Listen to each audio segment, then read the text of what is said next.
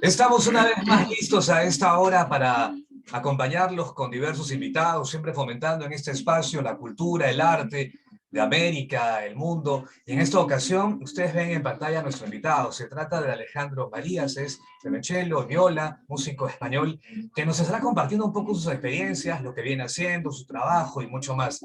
Alejandro, ¿cómo estás? Bienvenido a Juan Leca Presenta. Hola, muchas gracias, Juan. A ti por estar con nosotros en el programa. Cuéntanos, tú empiezas desde muy joven en esto de la música y cómo así tu estrecha relación con el violonchelo, la viola, para que sean los instrumentos que serían pues tus compañeros para tu trabajo. Sí, yo vengo en realidad de una familia de músicos. Mi padre es flautista y bueno, he tenido otros músicos en la familia y de alguna manera pues he vivido esta tradición desde que nací. En casa se ha escuchado siempre música, he tenido ensayos de mi padre, he visto instrumentos y es algo que, bueno, para mí es algo con lo que nací. Okay. Era algo que está en mi casa, en el día a día. Claro, era parte de, ¿no?, el entorno familiar, se respiraba la música y todo eso. Y básicamente siempre música clásica, de repente música española o música popular. ¿Era un poco de todo o qué género en particular? No, muy fundamentalmente música clásica. Dentro de la música clásica, todas sus vertientes, digamos, la música culta, por así decirlo, Así desde la es. música más antigua, del Renacimiento y la Edad Media, hasta la música contemporánea, pero íbamos siempre dentro de aquel cajón desastre gigantesco que erróneamente llamamos habitualmente música clásica. Luego de tus estudios en el Conservatorio Superior de Música de Madrid, te vas a otros países de Europa para tocar puertas y seguir especializándote en esto de estos instrumentos que son tan importantes y tan clásicos, y también algunos en particular por su antigüedad y nombres que ya no vas a contar, porque sé que a ti te gusta en particular algunos instrumentos que tienen pues algo en cuanto al sonido, la particularidad de ellos. Te vas a Francia y ahí estuviste viendo el repertorio clásico y romántico. ¿Cómo te fue en Francia? Salir de España, ir a Francia, otra cultura, otra gente, maestros, compañeros, ¿cómo te fue por allá? Sí, bueno, yo me fui a Francia porque había un proyecto, creo que único, al menos entonces, quizá ahora también, que era la Jeune Orchestre Atlantique, que ahora se llama Jeune Orchestre de la Belle Dame, que es un proyecto que inició Philippe Hervé con algunos músicos de los Campos Elíseos, que él dirige precisamente haciendo repertorio clásico y romántico, pero con instrumentos originales y con criterios de interpretación históricamente informados. Claro. Era un proyecto que a mí me fascinó porque si bien yo había vivido la música antigua desde joven, de la música del Renacimiento y de la música del Barroco, siempre interpretada con instrumentos originales, esto era un salto que yo no había vivido y una academia que realmente no tenía un equivalente en ningún otro lugar, pienso entonces, y no estoy seguro de que ahora exista algo parecido. Era la oportunidad entonces para realizarlo, ¿no? Continuar y adquirir más conocimientos. Y luego, ¿cómo fue tu paso de Francia después irte para Suiza, para seguir pues con todo esto? Cuéntanos, ahí qué tal te fue.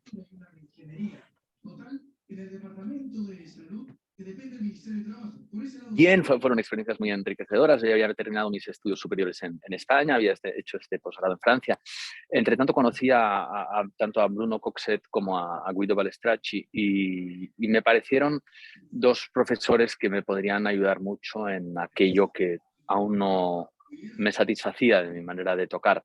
Claro. Y es por lo que fui al Conservatorio de Ginebra, que los dos enseñaban y donde pude continuar estudiando tanto el violonchelo como la viola de gamba. Interesante. Amigas, amigos, estamos con Alejandro Marías, violonchelo, viola, músico español, además de maestro, porque él también forma parte de diversas clases allá en España. estás enseñando también, ¿no es así? Y eres director artístico del conjunto barroco de la España, el Conservatorio Superior de Música de Sevilla, en fin, has grabado con cuartetos, quintetos, entonces tienes una gama para poder compartir más experiencias sobre todo esto. Alejandro, cuéntanos en tu faceta como maestro, ¿cómo arranca todo esto? Bueno, siempre me ha gustado mucho enseñar. Empecé a los 14 años a dar clase de esquí, en realidad. Ya. Y desde entonces he dado clase de muchas cosas. Al principio como clases extraescolares Ah, ya.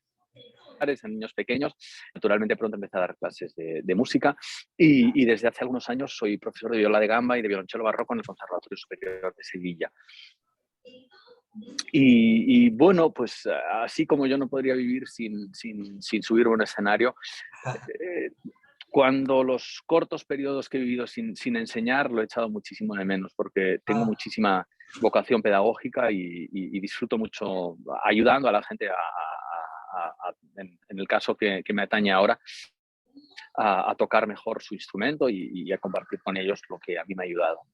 como que se complementa un poco el tema como docente y a la vez también estar en un escenario, un auditorio, un teatro, un coliseo que se complementa. Además tiene la afinidad porque el fin es la música, el instrumento, entonces como que también uno va enseñando y va teniendo más experiencia o lo que tiene lo comparte con los otros, ¿no? ¿Sí?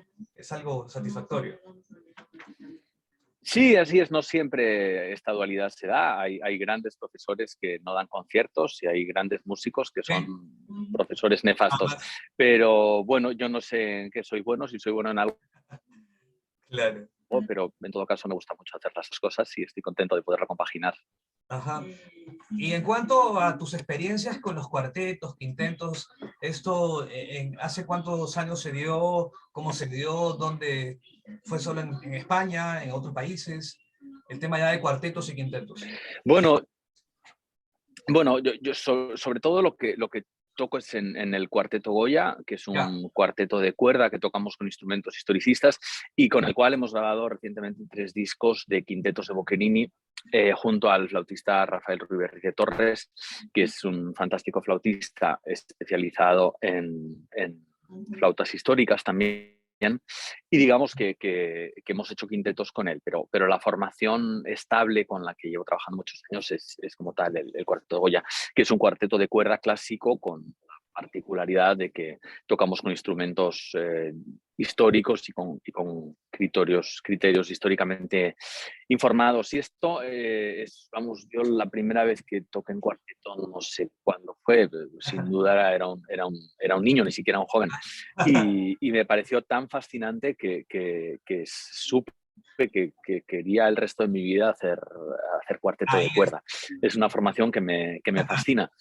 Y bueno, luego cuando empecé a descubrir la interpretación histórica de estos repertorios, pues digamos que el sueño tomó una forma un poco más específica y ya no solo tenía la ilusión de tocar en un cuarteto, sino que además tenía la ambición de que fuera un cuarteto con, con instrumentos originales para buscar una sonoridad que sin duda resulta más cercana a la de los compositores. Una pregunta, y en cuanto al tema, ya que hablas un poco de la historia y el ahondar, no solamente tocar tal instrumento, en este caso dos, el violonchelo y la viola, y perfeccionarte los estudios ahí en España, en Italia, en Suiza, en Francia, y los cuartetos, quintetos, sino también, de alguna manera, el conocer tal instrumento, de dónde es oriundo, quién lo hizo o quiénes lo tocaba, o si fue en una ópera o una zarzuela, o sonaba bien las composiciones determinados en esta, o también puedo tocar música popular o española, en fin, y ahondar en cuanto a que tienes una viola construida por Charles Richet y también dos violas renacentistas. ¿Por qué particularmente hiciste ahondar en este tipo de instrumentos que tienen que son históricos o que tienen quizás un sonido particular? No sé, cuéntanos, estoy ajeno al tema. Adelante. Sí, realmente los instrumentos, como todo, han ido evolucionando con el tiempo y también con sus mudanzas geográficas. Entonces, si los instrumentos han ido cambiando, digamos, uno de los principios de lo que llamamos música antigua o interpretación histórica, si se quiere, Ajá. es intentar acercarnos lo más posible al sonido que tenían los compositores en la cabeza. Por poner un ejemplo típico, los violonchelos habituales de las orquestas hoy en día tienen cuerdas metálicas. Ujú. Y en vida de Johann Sebastian Bach, los violonchelos tenían cuerdas de tripa de Ajá. animal.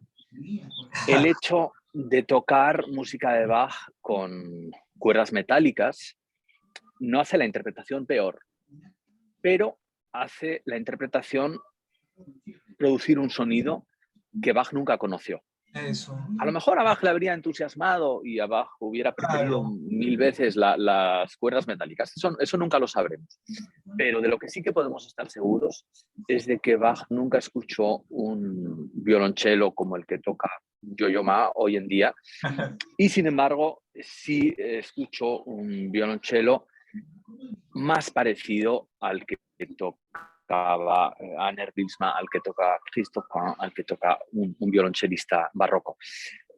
Es muy delicado e innecesario y seguramente inapropiado entrar en la discusión de qué es mejor o qué es peor, porque en el arte las cosas no deben ser mejores ni peores, sino sencillamente es un punto de vista distinto y Así es. creo Como que que es indudable el interés que esto tiene en la medida en que nos acerca al sonido que tenía el compositor en la cabeza. eso, me refiero que tiene esa particularidad cuando ya tenía todo en la cabeza, los sonidos y más, cómo se escuchaba en aquella época y cómo se escucha ahora, que no se ha perdido mucho, pero hay cositas que enriquecen, que eran lo natural, cómo sonaba, ¿no? Obviamente, ¿no? El tiempo, los adelantos y las cosas han ido mejorando en los instrumentos, pero ¿cómo sonaba? Pues en esa época, ¿no? ¿Cómo lo percibían todos?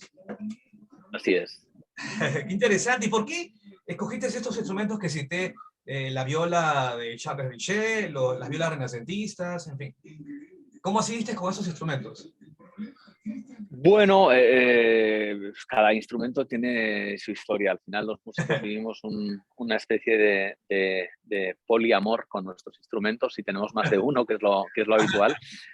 Y bueno, pues cada uno tiene una historia. En el caso de mi viola de gamba francesa de 7 cuerdas, ¿Ves? que está construida por Charles Richet, Ajá. es una historia curiosa porque me dijeron que había un instrumento suyo en venta en París Ah, y que estaba muy bien. Entonces pensé, en ese momento no tenía pensado ir a París y dije, bueno, en otoño iré para allá.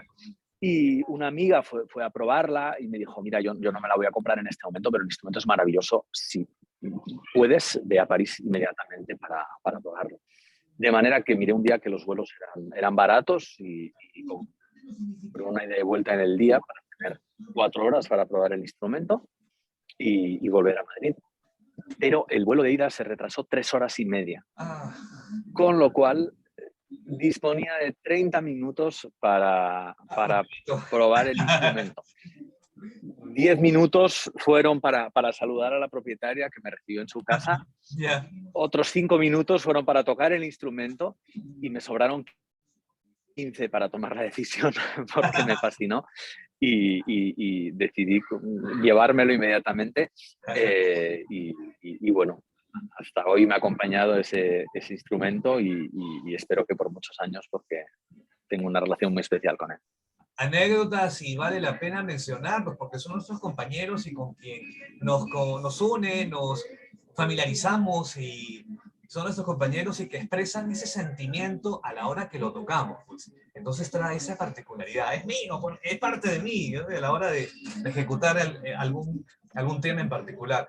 Hace 13 años formas un conjunto, realmente con músicos muy buenos, cada uno en lo suyo. Cuéntanos cómo arranca la idea de formarlo, de ver quiénes estarían ahí y qué presentaciones comenzaron a tener desde esa época, de hace 13 años hasta la actualidad?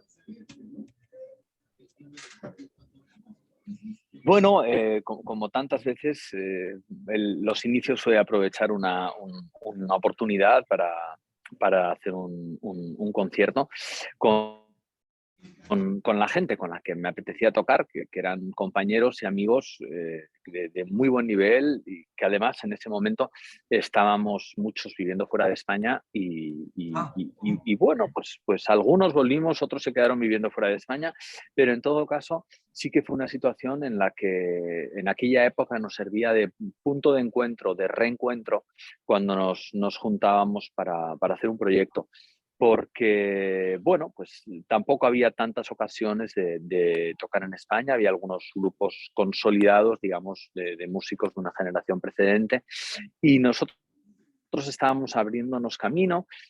A veces incluso éramos mejor recibidos en otros países que en España individualmente, claro. y siempre nos juntábamos con mucha ilusión y bueno, la plantilla ha cambiado desde entonces, cada uno ha hecho su vida, muchos han vuelto, muchos se han quedado fuera, pero bueno, yo creo que aunque no seamos siempre la misma gente, creo que siempre hay una ilusión especial de reencuentro cuando nos juntamos después de una época sin tocar juntos. Interesante. Alejandro, cuéntanos qué es lo que has venido haciendo antes de la pandemia y durante la pandemia, qué proyectos se vienen con tu grupo, como solista, en fin, un poco tu trabajo. Bueno, la verdad es que en España hemos sufrido mucho la pandemia en términos de sanidad y de vidas humanas, pero culturalmente la hemos sufrido relativamente poco. Ha habido, por supuesto, muchas cancelaciones, muchos conciertos que se han pospuesto, pero afortunadamente el gobierno de España apostó por la continuidad de la música en directo, cosa que no hicieron casi ningún gobierno casi del mundo. Y bueno, también es cierto que en España no existen unas estructuras sociales y laborales como las de otros países y realmente si hubieran prohibido la música en directo durante un año, Ujú. Claro. muchos habríamos dejado de poder dedicarnos a la música.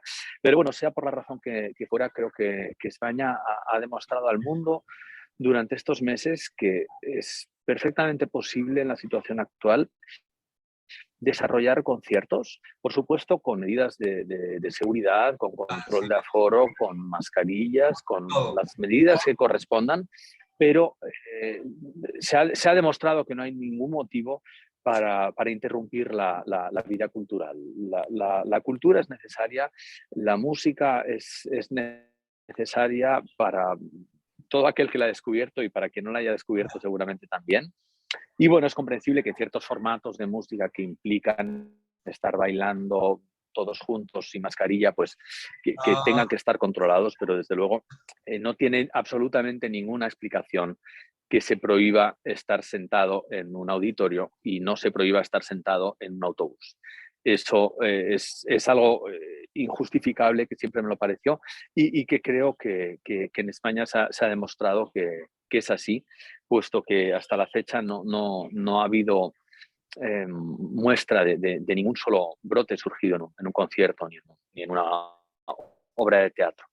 Por lo cual es algo que realmente debemos exportar y debemos defender para que si situación así, que ojalá no se dé, no haya esa rapidez a la hora de cerrar los espectáculos culturales, porque realmente se ha demostrado que no era necesario.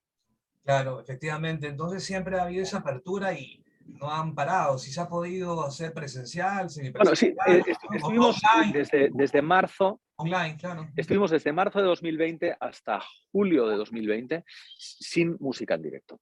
Pero desde julio de 2020 ha habido música en directo ininterrumpidamente. Claro. A menudo con aforos reducidos, pero no se ha vuelto a interrumpir la música en directo, que es lo más importante, creo. Agradecerte por tu tiempo, por estar con nosotros en el programa y haber conocido un poco sobre tu trabajo, lo que haces. A los que nos siguen, por favor, puedes citar tus redes sociales, Instagram, Facebook, quizás Spotify, ¿dónde te pueden ubicar para las presentaciones allá en España o aquí en América? Los que quieren saber más de ti, de tu trabajo, Alejandro, te escuchamos.